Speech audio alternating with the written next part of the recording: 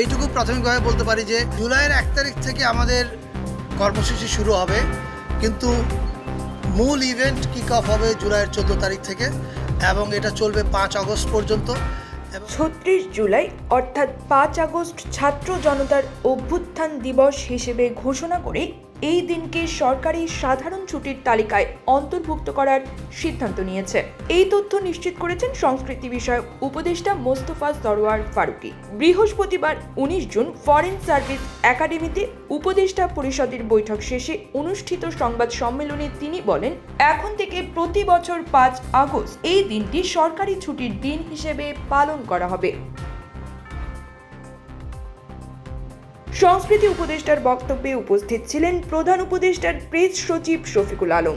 তিনি জানান, আগামী রবিবার 22 জুন অনুষ্ঠিত উপদেষ্টা পরিষদের বৈঠক শেষে এ সংক্রান্ত গ্যাজেট প্রকাশ করা হবে, যা ছুটির আনুষ্ঠানিক ঘোষণা হিসেবে কার্যকর হবে। এছাড়া 5 আগস্টের আগেই ঐতিহাসিক জুলাই অভ্যুত্থান উপলক্ষে বিভিন্ন কর্মসূচি আয়োজনের প্রস্তুতি শুরু হবে। সংস্কৃতি উপদেষ্টা জানান, আগামী 1 জুলাই থেকে জুলাই অভ্যুত্থানের প্রাথমিক কর্মসূচি শুরু হবে এবং চূড়ান্ত কর্মসূচি চলবে 14 জুলাই থেকে 1 আগস্ট পর্যন্ত। এই নিয়ে বিস্তারিত তথ্য আগামী 23 জুন সাংবাদিকদের সামনে তুলে ধরা হবে। ছাত্র জনতার অভ্যুত্থান বাংলাদেশের ইতিহাসে একটি গুরুত্বপূর্ণ মুহূর্ত হিসেবে বিবেচিত হয়, যা দেশের গণতান্ত্রিক আন্দোলনে বিশেষ স্থান দখল করে রেখেছে। জুলাইয়ে শুরু হওয়া এই আন্দোলনের সময় ছাত্ররা জানায়, সরকার পতন না হওয়া পর্যন্ত জুলাই গণনা শেষ হবে না। এই আন্দোলন 5 আগস্ট শেখ হাসিনার সরকার পতনের মধ্যে শেষ হয়। সেই বিবেচনায় 5 আগস্টকে 36 জুলাই ধরা হয়। সরকারের এই সিদ্ধান্ত ঐতিহাসিক দিবসটিকে যথাযথ মর্যাদা দেওয়ার পাশাপাশি দেশের শিক্ষার্থী ও সাধারণ জনগণের মধ্যে ঐতিহাসিক স্মৃতিকে সংরক্ষণ ও প্রাণবন্ত রাখার উদ্দেশ্য বহন করছে।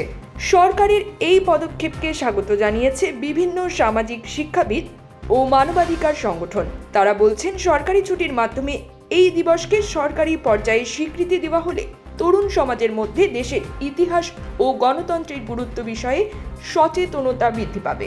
আগামী 5 আগস্ট থেকে দেশের বিভিন্ন শিক্ষা প্রতিষ্ঠান, সরকারি ও বেসরকারি অফিস সহ সকল ক্ষেত্রেই এই ছুটি পালন করা হবে। এর ফলে দেশের জনগণ ঐতিহাসিক এই দিনে যথাযথ শ্রদ্ধা ও স্মরণীয় অনুষ্ঠান আয়োজন করতে পারবে বলে আশা করা হচ্ছে। News desk, Probashon news.